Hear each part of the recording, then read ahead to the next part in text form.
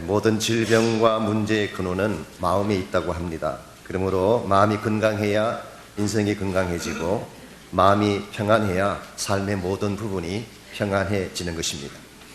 그럼에도 불구하고 오늘 이 시대를 살아가는 사람들 가운데에 많은 사람들이 상한 마음을 갖고 사는 현실을 보게 됩니다. 몇 년 전에 휴스턴에 살고 있던 한 어머니가 자기 손으로 5명의 자녀를 살해한 충격적인 사건이 있었습니다. 안드레아 예이츠라고 하는 36살 난 여인입니다. 남편은 나사에서 근무하는 엔지니어이고 생활도 부유하고 사는 환경도 좋았습니다. 누가 봐도 행복한 가정의 주부처럼 보이는 사람인데, 이 안드레아 예이츠가 남편을 직장으로 출근시킨 뒤에 목욕탕에 물을 받아놓고 2살짜리 아들부터 시작해서 3살, 5살, 7살짜리, 심지어는 생후 6개월밖에 되지 않는 딸까지 차례대로 살해한 후에 경찰에 신고를 했습니다. I killed my children. 내가 나의 자식들을 다 죽였습니다. 경찰에 도착했을 때에 내 아이의 시신은 침대에 가지런히 눕혀져 있었고 7살 난 아들의 몸은 스틸 욕탕 속에 남아있었다고 합니다. 어떻게 이런 끔찍한 일이 가능했을까요? 부모가 가장 사랑하는 것이 자식 아닙니까? 자식이 부모보다 먼저 죽는 것을 가장 아파하는 존재가 부모인데, 한 명도 아닌 5명의 자식을, 그것도 어머니의 손으로 직접 살해했다는 이 사실이 이해가 됩니까? 이것을 어떻게 받아들여야 되며 어떻게 설명을 해야 할까요? 나중에 알려진 사실이긴 합니다마는 이분이 이처럼 끔찍한 일을 저지른 이유는 사람이 악하거나 나빠서가 아닙니다. 마음속에 새겨진 질병 때문이라고 합니다. 우리에게는 생소한 이름이지만 Postpartum Depression이라고 하는 PPD라고 부르는 질병이 있습니다. 일종의 산후 우울증이라고 하는데요, 미국 사람들 중에 10% 이상의 엄마가 이 병을 앓는다고 하네요. 극심한 혼란과 무기력 증세가 찾아오고 현실에 대한 판단력을 잃어버리기 때문에 악한 일을 저지르고도 그것이 무엇인지를 알지 못하는 것입니다. 여러분들, 우리가 사는 이 시대가 안고 있는 가장 무서운 질병은 외적인 질병이 아닙니다. 육체적인 질병이 아니라 마음속에 일어나는 심령의 질병입니다. 상하고 깨어진 마음을 갖고 살아가는 한 아무리 좋은 환경에 살아도 행복자가 될 수 없어요. 내 마음이 상해 있으면 아무리 사회 구조를 바꾸고 환경을 개선해도 우리 인생이 나아지지가 않는 것입니다. 그래서 잠언 4장 23절은 이렇게 기록을 합니다. 무릇 지킬 만한 것보다 더욱 내 마음을 지키라. 생명의 근원이 이에서 남이니라. 생명의 근원이라는 이 단어를 NASB 성경에서는 생명의 샘이라고 번역을 했습니다. 생명의 샘이 마음에서 흘러나온다, 이렇게 번역을 했어요. 우리 마음에는 생명이 있습니다. 생명의 근원이 여기서 샘같이 흘러나와야지 우리 인생이 건강해지고 밝아지는 것인데, 이와 같은 생명의 근원인 마음이 상하게 되면 삶의 모든 부분이 다 상하고 무너지게 되는 것입니다. 이런 의미에서 우리 마음의 근본을 건강하게 만드는 것, 이것은 크리스찬 삶에 있어서 무엇보다도 중요한 과제가 아닐 수가 없습니다. 우리의 마음이 건강할 때에 나의 삶도 건강하지만 우리의 가정도 건강해지게 되고 하나님의 공동체도 건강해지는 것입니다. 이런 의미에서 오늘 아침 우리 모두가 물어야 될 질문이 여기 있습니다. 과연 나의 마음은 건강한가? 내 마음에는 상하고 깨어진 심령이 없는가? 혹시 우리 마음이 상한 부분이 있다면 어떻게 하면 이 상한 마음을 치유받고 하나님 앞에 건강한 삶으로 살아갈 수가 있을까? 이 질문에 대해서 오늘 본문을 중심으로 함께 그 답을 정리해 보고자 합니다. 오늘 같이 읽은 본문에 보시면 우리 마음속에서 일어나고 있는 영적 현상에 대한 사도 바울의 설명이 자세하게 기록이 되어 있습니다. 먼저 17절 말씀을 보시면 우리 마음을 상하게 하는 근본 원인이 기록이 되어 있습니다. 17절, 육체의 소욕은 성령을 거스리고 성령은 육체를 거스리나니 이 둘이 서로 대적함으로 너희가 원하는 것을 하지 못하게 하려 함이니라. 여기에 육체의 소욕이라는 것이 나옵니다. 이것이 무엇을 뜻하는 것일까요? 여기서 육체라고 번역한 이 단어는 flesh, body가 아니라 flesh라는 단어입니다. 일반적으로 몸이라고 할 때 이 body, 이것은 헬라말로 소마라고 합니다. 소마라고 하는 단어는 우리의 피지컬한 바디를 말하는 것입니다. 여러분, 이것은 악한 것이 아닙니다. 어떤 분들은 우리 육체를, 이 몸을 학대하고 괴롭혀야지 우리 영혼이 맑아진다, 그렇게 생각하고 몸을 함부로 다루는 분들이 계시는데요, 그것은 성경적인 어프로치가 결코 아닙니다. 우리 몸이라고 하는 것 자체는 하나님이 창조하신 아름다운 작품이에요. 그렇기 때문에 예수님께서도 육신을 입고 오셨어요. 이 바디를 입고 오신 것입니다. 육신이 악한 것이라면 어떻게 예수님이 육신을 입고 오셨겠어요? 오히려 성경을 보게 되면 초기 교회 당시 때의 첫 번째 이단이 예수님의 육신을 부인하는 것이었습니다. 육체는 악한 것이다, 그렇게 믿는 사람들, 그 사람들을 영지주의자라고 부르는데요, 이 사람들이 초기 교회에 등장했던 최초의 이단, 최초의 적그리스도, 이것이 요한 1서에 소개되고 있는 잘못된 이단의 모습이었어요. 그러므로 육체 자체가 악한 거 아닙니다. 더구나 고린도전서 6장 19절에 보게 되면 우리의 몸이라고 하는 것은 성령께서 하시는 성전이라고 했어요. 템플인 것입니다. 그러므로 우리 몸은 성령이 계시는 곳이기 때문에 거룩하게 관리를 잘해야 되는 것입니다. 여러분, 육체를 관리하는 것은 성전을 관리하는 거예요. 아무 것이나 마구 먹거나 담배 연기로 몸을 채우시면 안 되는 것입니다. 삼겹살 잡수시고 소주 마시는 것 절제하셔야 돼요. 우리 몸이, 이 바디라고 하는 것이 성전이기 때문에 함부로 잘생겼다, 못생겼다 그렇게 얘기하는 것도 조심해야 돼요. 성전이기 때문에. 이 바디라고 하는 것은 나쁜 것이 아닙니다. 근데 오늘 본문에서 말하는 육체는 바디가 아니라 플래시예요. 이것은 우리 육신 속에 존재하는 육적인 욕구를 말하는 것입니다. 이것은 우리 인간이 범죄할 때 주어지게 된 우리 심령 깊은 곳에 새겨진 죄의 본성을 말하는 거예요. sinful nature를 말하는 것입니다. 이것이 모든 문제의 근본입니다. 우리 속에 죄성이 새겨져 있고 이와 같은 죄의 욕구가 남아있기 때문에 이것이 수많은 악을 행하게 만드는 것입니다. 그렇기 때문에 17절을 계속 보시면은 육체의 소욕은 성령을 거스린다 그랬어요. 육체의 소욕은 성령을 대적하고 성령의 인도를 거부하는 것입니다. 한마디로 육신의 소욕은 하나님과의 단절된 삶을 이끄는 주원인이 되는 거예요. 그래서 이 육체가 맺는 열매가 어떤 것일까요? 19절에서 21절까지 보면 그 열매가 자세하게 나열이 되어 있습니다. 육체의 일은 분명하니 거듭행과 더러운 것과 호색과 우상 숭배와 주술과 원수 맺는 것과 분쟁과 시기와 분냄과 당짓는 것과 분열함과 이단과 투기와 술취함과 방탕함, 이렇게 기록을 했습니다. 우리의 마음속에 있는 육신의 소욕은 이와 같이 악한 열매, 죄의 열매를 맺는 것입니다.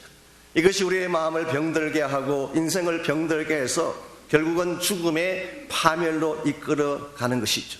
그런 면에서 여러분의 마음속에도 있고 저의 마음속에도 있는 이 sinful nature, 이 악한 육신의 소욕, 죄의 본성을 여러분이 처리하지 않게 되면 무슨 일을 해도 행복할 수가 없고 어떤 일을 해도 회복이 일어나지 않는 것입니다. 어떻게 하면 우리 마음속에 근본적으로 존재하고 있는 문제인 육신의 소욕을 처리하고 하나님이 기뻐하시는 거룩한 인생으로, 건강한 인생으로 우리 삶을 살아갈 수가 있을까요? 오늘 본문에 보시게 되면 마음의 근본을 치유하는 데 필요한 세 가지 비결이 소개가 되어 있습니다. 첫 번째가 이것입니다. 마음의 벽돌을 깨뜨리는 것입니다.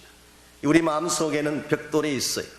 여러분은 인식하지 못할지 모르지만 오랜 세월에 걸쳐서 쌓여온 상처와 고통의 벽돌도 있고 불신과 거절함의 벽돌이 쌓여져 있습니다. 대부분의 사람들은 자기 마음에 어떤 것이 있는지를 잘 인식을 못해요. 혹시 여러분 가운데에 성류굴에 가보신 분이 있습니까? 그게 종류석이라는 것이 있죠. 제가 몇 년 전에 버지니아를 갔다가 루레이 케이븐이라고 하는 유명한 종류굴이 있는 그 굴을 방문한 적이 있습니다. 제가 알기로 동부에서 가장 큰 굴로 알려져 있습니다. 거기에 엄청난 종류석들이 동굴에 가득 차 있어요. 큰 덩치들, 바위 같은 것들이 가득 차 있습니다.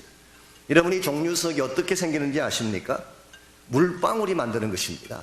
물방울에 섞여있는, 석회가 섞여있는 물방울이 땅에 떨어지면 그것이 오랜 세월 동안 쌓이고 쌓여서 큰 바위 덩어리가 되는 것입니다.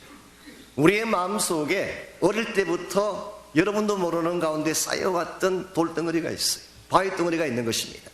이와 같이 큰 상처의 바위 덩어리, 불신의 바위 덩어리, 정오심의 바위 덩어리, 거절당함에 대한 두려움에 대한 바위 덩어리가 내 마음속에 가득 차 있기 때문에 어떠한 것을 하나님이 주셔도 받지를 못해요. 이것이 예수를 믿은 이후에도 여전히 불행해야 하고 아파하는 이유 중에 하나입니다. 하나님 말씀을 주시는데 그 벽돌이 가로막고 있기 때문에 말씀이 들어올 수가 없어요. 어떠한 축복과 은혜를 앞에 놓아도 그것이 보이지 않고 들리지 않는 것입니다. 그러므로 여러분이 정말 여러분의 삶을 회복하기를 원하면 마음의 벽돌을 먼저 깨야 하는 것입니다. 이것을 어떻게 깰 수가 있을까요? 24절을 보시면은 이것을 깰 수 있는 비결이 소개가 되어 있습니다. 그러므로 예수의 사람들은 육체와 함께 그 정욕과 탐심을 십자가에 못 박았느니라. 여기에 나오는 육체도 마찬가지로 플래시, 이것은 사럭스라고 하는 헬라 말입니다. 바디는 소마라고 한다면 이 플래시는 사럭스라고 하는 단어입니다. 이것은 옛 속성, 죄의 속성을 가진 우리의 육신을 말하는 것이죠. 우리의 옛 속성을 정욕과 탐욕과 함께 십자가에 못 박게 되면 우리 마음에 있는 죄의 담들이 허물어지게 되고 벽돌이 허물어져서 치유를 향해 나갈 수 있다, 그런 뜻입니다. 여러분, 십자가에 못 박는다는 것이 실제적으로 어떤 의미일까요? 못 박는다는 말은 많이 하지만 그 의미에 대해서는 잘 모르는 경우가 흔히 있죠. 여러분, 오늘 본문에서 말하는 십자가에 못 박는다, 이 crucify 한다는 이 말의 뜻은 최소한 세 가지 단계를 우리에게 제시를 하는 것입니다. 첫 번째가 나의 죄에 대한 인식의 단계입니다.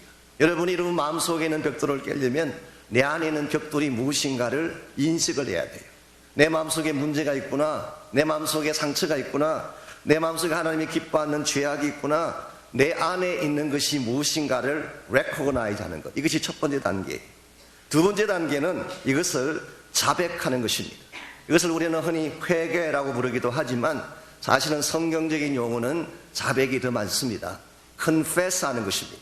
내 마음에 있는 더러운 것, 악한 것, 잘못한 것들을 다 토해내는 것이죠. 여러분, 죄가 내 마음에 있는데, 아픔이나 상처가 내 마음에 있는데 이것을 뿜어내지 아니하고 그냥 담고 살면 어떻게 될까요?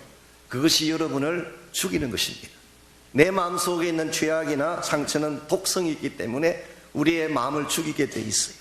시편 32편 3절에 보게 되면 이것은 다윗의 고백입니다.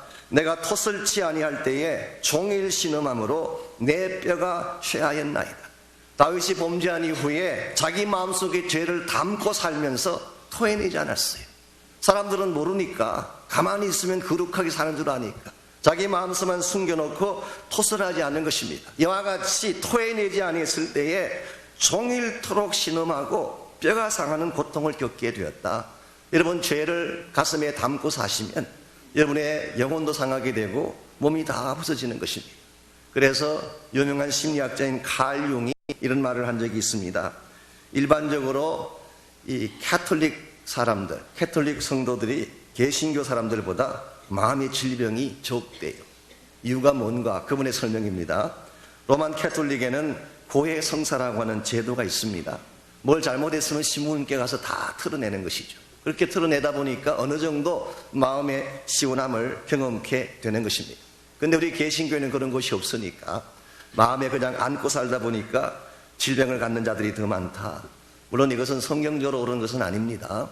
여러분은 예수님을 영접하는 그 순간 직접 하나님 보좌에 나갈 수 있는 특권을 가졌기 때문에 꼭 신부님께 가서 고백할 필요 없고 목사 앞에 와서 자백할 필요 없습니다. 누구에게 자백하면 돼요? 예수님께 자백하면 되는 것입니다. 예수님의 십자가 앞에 가지고 나가서 여러분 마음속에 있는 것들을 다 토해내는 것, 이게 두 번째 과정이에요. 이와 같이 내 마음에 있는 죄를 인식하고 내 마음에 있는 것들을 자백한 후에 세 번째로 해야 되는 것이 예수 그리스도의 십자가가 나를 모든 죄로부터, 모든 저주와 질병으로부터 나를 자유케 하심을 믿는 것입니다. 이것을 믿고 이 사실을 선포하며 살아갈 때, 그때 여러분 마음속에 있는 죄가 처리가 되는 것입니다. 오늘 많은 그리스도인들이 십자가에 관해서는 공부도 하고 찬송도 부릅니다. 신학적으로 십자가의 의미가 무엇인가 논문을 쓰는 분들도 많이 계세요. 그런데 이 십자가의 능력을 경험하며 살고 있지는 않아요. 이것이 사실은 문제입니다. 여러분, 십자가라고 하는 것은 단순히 2000년 전에 끝난 역사적 사건이 아닙니다. 단순히 신학교에서 다루고 있는 교리에 대한 이슈로 끝나서는 안 돼요. 예수님의 십자가는 오늘 나의 삶 가운데 친히 역사하는 생명의 능력이 되는 것입니다. 여러분이 이 십자가의 능력을 신뢰하고 그 능력을 선포하며 살아갈 때에 여러분의 죽었던 영이 살아나게 되고 마음속에 있던 질병들이 처리가 되는 것입니다. 오래전에 뉴욕에서 의사로 일하시던 분 중에 릴리안 요맨스라고 하는 여자 의사가 있었습니다. 이분은 의사로 일을 하던 중에 너무나 스트레스가 많았대요. 육체적으로 정신적으로 프레셔가 너무 많아서 이것을 견디다 못해서 의사분들이 쉽게 구할 수 있는 것, 그게 마약입니다. 이 마약에 손을 대기 시작한 것입니다. 처음에는 조금씩 그렇게 손을 댔지만 갈수록 점점 그것이 깊어져서 결국은 마약 중독자가 되고 맙니다. 의사인데 본인이 마약 중독자가 되고 나니까 환자들을 치료하는데 마음에 부담이 되는 것입니다. 죄책감이 자리 잡습니다. 그래서 이분이 할 수 없이 의사직을 포기를 했어요. 그리고 나서 자기 집안에 머물게 되는데 마약은 계속 취해야 되고 할 수 있는 지금은 없어지고 그러다 보니까 몸이 상할 대로 상하고 뼈만 항상하게 남은 처참한 지경까지 내려간 것입니다. 그러던 어느 날 참 하나님의 은혜로 어떤 목사님을 통해서 예수님을 만날 기회를 갖게 됐습니다. 그래서 이분이 예수님에 대한 복음을 듣고 영접 기도를 마쳤어요. 그리고 나서 목사님에게 질문을 했습니다. 예수님이 나의 모든 죄를 다 담당해 주셨다는 것은 제가 믿겠는데 그러나 지금 내가 가지고 있는 현실의 문제, 이 마약의 문제는 어떻게 해야 되는 것입니까? 그때 목사님이 설명을 해 주셨어요. 예수님의 십자가가 당신의 죄를 처리하셨을 뿐만 아니라 모든 저주와 질병까지도 다 담당해 주셨습니다. 그러므로 앞으로 당신의 침상 위에다가 갈라디아서 3장 13절 말씀을 적어놓고 이것을 매일 읽고 묵상하고 선포하고 잠을 자십시오. 갈라디아서 3장 13절에는 이런 내용이 기록되어 있습니다. 그리스도께서 우리를 위하여 저주를 받은 바 되사 율법의 저주에서 우리를 속량하셨으니 기록된 바 나무에 달린 자마다 저주 아래 있는 자라 하였습니다. 즉 예수님이 십자가를 지신 사건은 나의 저주를 담당해 주신 사건. 그러므로 내가 지금 겪고 있는 모든 저주스러운 상황도 주님이 다 담당해 주셨구나. 이걸 알게 되니까 아하, 예수님이 나의 죄만 담당하신 것이 아니라 이 마약의 저주까지도 담당해 주셨구나. 이 사실을 그가 신뢰하고 정말 밤마다 잠자리 들기 전에 그 본문을 읽고 묵상하고 선포하고 그러고 잠을 자곤 했습니다. 이것을 얼마 기간 동안 반복을 했더니 차츰차츰 마음이 밝아지기 시작하고 중독에서 벗어나게 되고 나중에 상실했던 MD 라이센스도 회복을 하고 이분이 다시 환자를 보는 위치까지 가게 됐습니다. 그때 이분이 환자를 만나서 치료할 때에 항상 들려주는 말씀이 그거래요. 예수님이 당신의 모든 죄와 질병을 담당해 주셨습니다. 이 사실을 믿을 때 당신이 고침받을 수가 있습니다. 여러분들, 예수님의 십자가 사건은 단순한 사건이 아닙니다.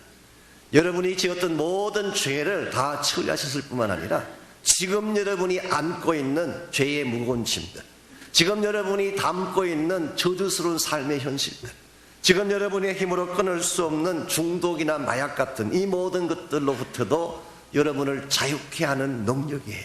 이 사실을 믿고 주님의 십자가를 날마다 붙들 때에 여러분의 삶의 변화가 시작이 되는 것입니다. 두 번째로 해야 될 일은 성령 안에서 행하며 사는 것입니다. 여러분, 예수님의 십자가가 우리 마음에 있는 벽돌을 깨뜨리는 것이라고 말씀을 드렸는데, 그렇다면 우리 속에 계시는 성령께서 하시는 일은 뭔가? 내 마음속에 새 성품의 벽돌을 쌓는 것입니다. 과거에 내가 죄악 가운데 살면서 쌓았던 악한 벽들은 다 무너뜨려버리고 그 대신 내 심령 가운데에 성령 안에서 그리스도의 성품의 벽돌을 하나씩 하나씩 쌓아가게 되면 그때 여러분의 마음이 온전케 되고 마음에 참된 기쁨과 회복이 일어나게 되는 것입니다. 그래서 오늘 말씀 25절을 보시면은 바울은 이렇게 권면을 합니다.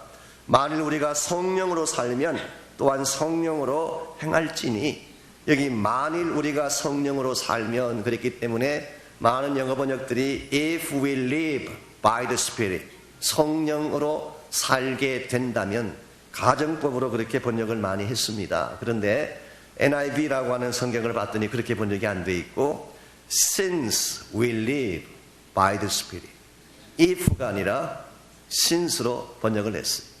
이 차이점이 뭔가, 사실 이게 헬라어 원문을 보게 되면요, 조금 어려운 단어이긴 하지만 이 무드라고 하는 것, 법이라고 하는 것이 두 가지가 있습니다. 가정법이 있고 직설법이 있어요. 이게 화법 중에 하나인데요, 이 subjunctive라고 하는 가정법이라고 하는 것은 현실은 그렇지 않지만 그것을 가정하는 것입니다.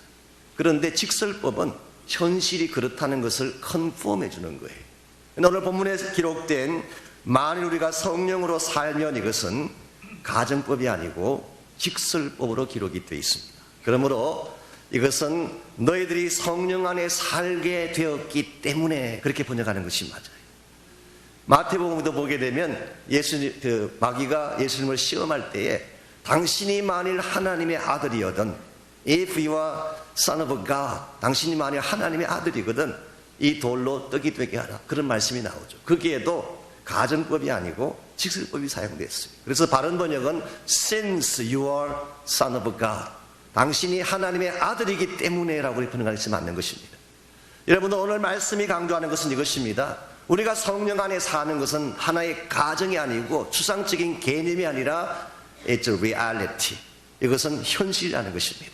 우리가 성령 안에 산다고 하는 것은 나의 삶의 현실이기 때문에 우리가 성령 안에서 경험해야 될 삶의 내용도 실제적이라야 하는 것입니다. 그래서 오늘 본문에서 우리가 만일 성령 안에 사는 것이 나에게 주어진 삶의 현실이라면 이제는 너희들이 성령 안에서 실제로 행하며 걸어가야 된다. 그래서 walk by the Spirit, 성령 안에서 걸어가라, 그렇게 번역한 것입니다. 여러분과 제가 예수님 믿은 이후에 성령을 받게 되면, 또 성령의 충만을 받게 되면 성령의 열매가 우리 마음속에 새겨지게 됩니다. 그리고 성령의 열매는 예수 그리스도의 인격의 열매이기 때문에 가장 아름다운 열매이죠. 그것이 오늘 읽었던 22절 23절에 나와 있습니다. 오직 성령의 열매는 사랑과 희락과 평과 오래 참음과 자비와 양성과 충성과 온유와 절제. 여러분, 여기에 나열된 이 성품의 열매들은 가장 아름다운 것입니다. 존귀한 것입니다. 그런데 이와 같은 아름다운 성령의 열매가 내 마음속에만 새겨져 있으면 이것은 가치가 없다는 뜻이에요. 우리 마음속에 새겨진 이 성령의 열매가 실제 생활 가운데 나타날 때 이게 가치가 있고 이것이 여러분의 삶을 변화시키는 것입니다. 예를 들어서 사랑이라는 것이 얼마나 좋은 것입니까? 그런데 혼자 골방에 앉아 있으면서 사랑한다는 것이 무슨 의미가 있을까요? 그것은 아무 의미가 없습니다. 사랑이라고 하는 것은 실제 대인관계에서 부대끼면서 상처를 주기도 하고 상처를 받는 가운데서 프랙티스 되어질 때에 사랑이 사랑되는 거 아니겠어요? 기쁨이라고 하는 것이 혼자서 가만히 있어서 기쁨이 있겠어요? 역경도 주어지고 고통도 주어짐에도 불구하고 예수님 때문에 주어진 기쁨, 이게 진짜 기쁨이에요.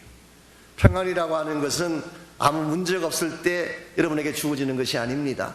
풍랑이 일어나고 비바람이 불지만 거친 쇠파에도 불구하고 예수님 때문에 누리게 되는 평화, 이게 진짜라는 것입니다.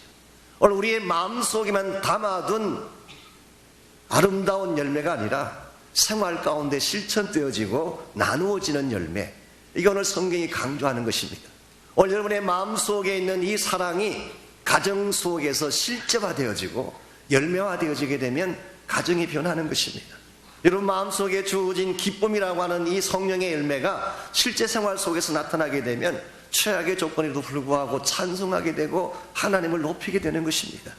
여러분의 삶 가운데에 실제적인 성령의 역사가 일어나야 합니다. 그래야지 여러분도 건강해지게 되고 여러분 삶의 현장도 건강을 되찾게 되는 것입니다. 이와 같이 우리가 예수님 안에서 진실로 건강한 삶을 살기를 원한다면 1차적으로 우리 마음속에 있는 죄악의 담, 이 죄악의 벽돌들을 십자가 앞에 가지고 나서 다 처리하셔야 돼요.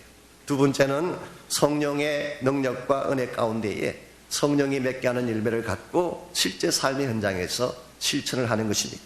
그리고 나서 마지막 세 번째로 필요한 것이 건강한 삶의 과제를 갖고 살아가는 것입니다.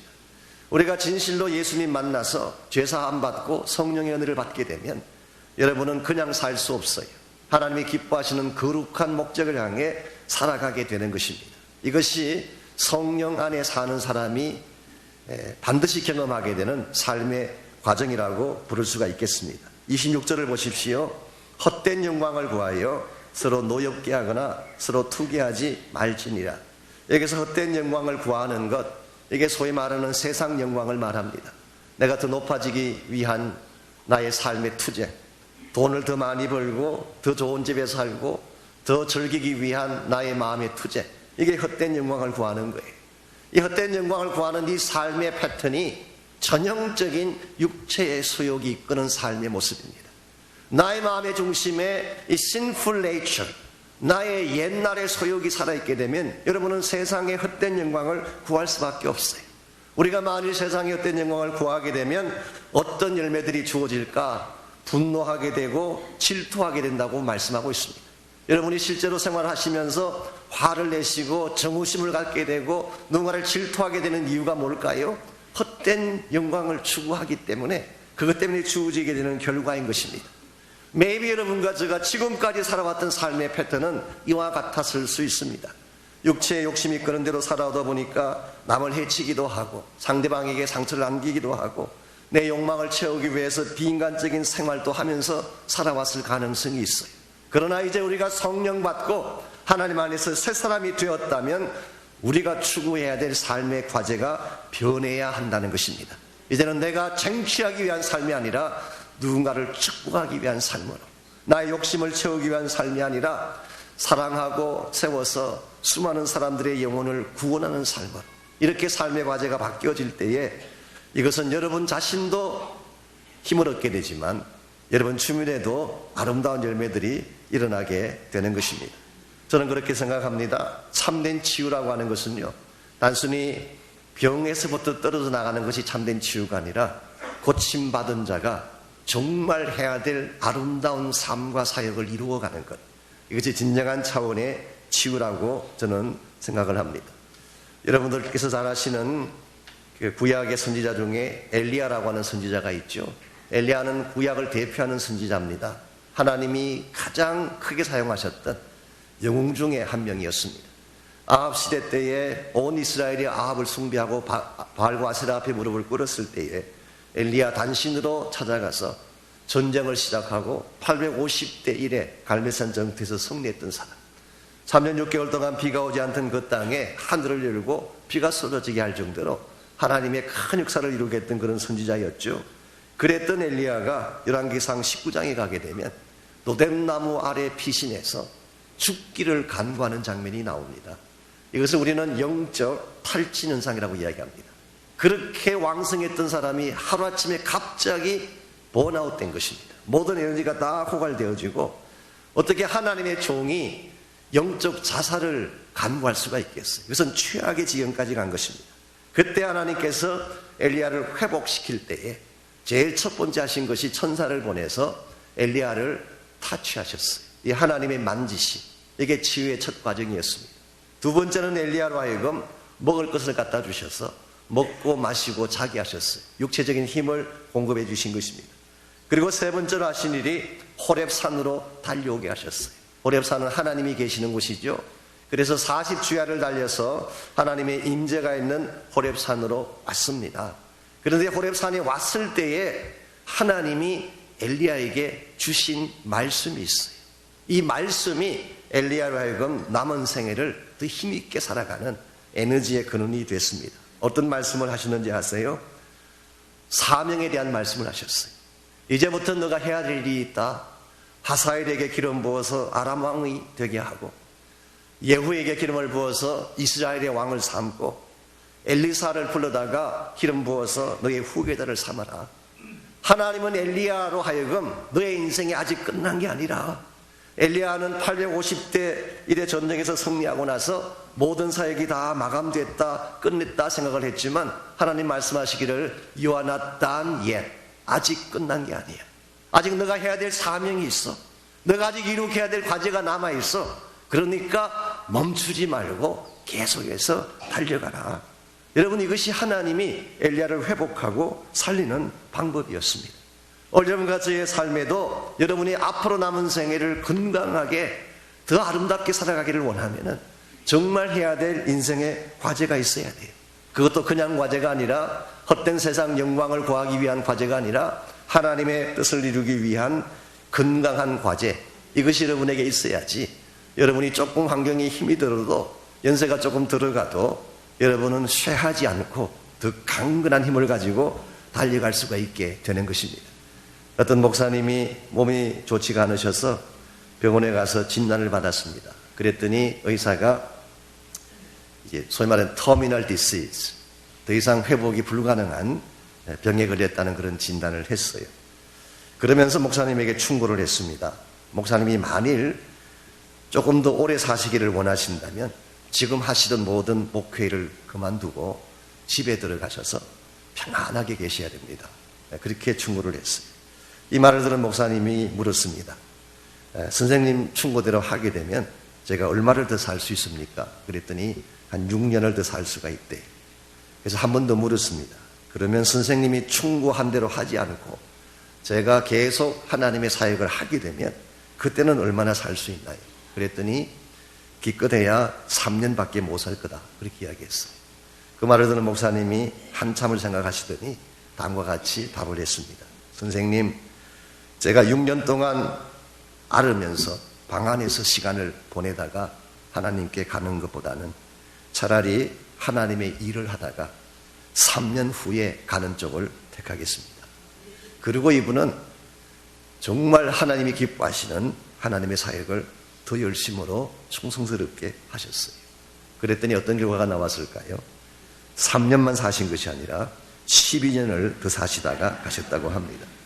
여러분들, 우리가 질병에 걸렸을 때에 무조건 일만 한다고 좋은 것은 아닙니다. 병의 선고를 받은 분이 가게 나가서 돈 챙기고 사업장하고 그러면 더 빨리 돌아갔어요. 그걸 말하는 것이 아닙니다. 거룩한 과제를 감당할 때, 하나님이 정말 나에게 하라고 말씀하신 그 분부를 담당할 때, 그때 그것이 우리에게 에너지를 공급해 주게 되고 나를 살게 하는 것입니다. 오늘 여러분의 인생을 살게 하는 과제가 있어야 돼요.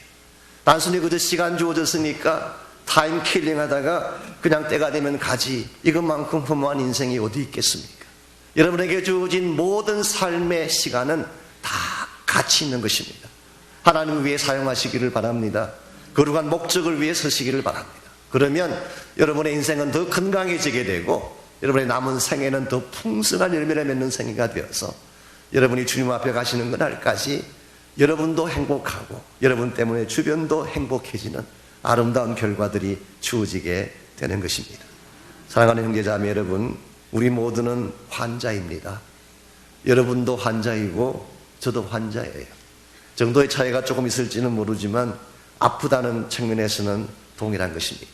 그래서 우리는 싸우기도 하고 찌르기도 하고 상처를 받기도 하는 것입니다. 이것이 우리가 가지고 있는 원래 모습이에요. 이것이 우리가 가지고 있는 원래 sinful nature인 것입니다.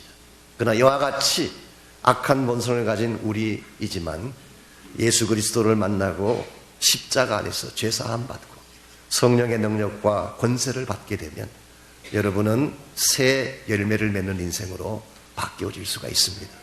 여러분 한 분 한 분이 성령 안에서 새로운 열매를 맺고 하나님 부르시는 그날까지 하나님이 기뻐하시는 거룩한 사역을 위해서 일평생을 달려가심으로 여러분의 남은 생에도 아름답고 또 천국 가서도 하나님께 칭찬받는 그런 여러분 모두가 되시기를 주의 이름으로 축복하며 축원합니다.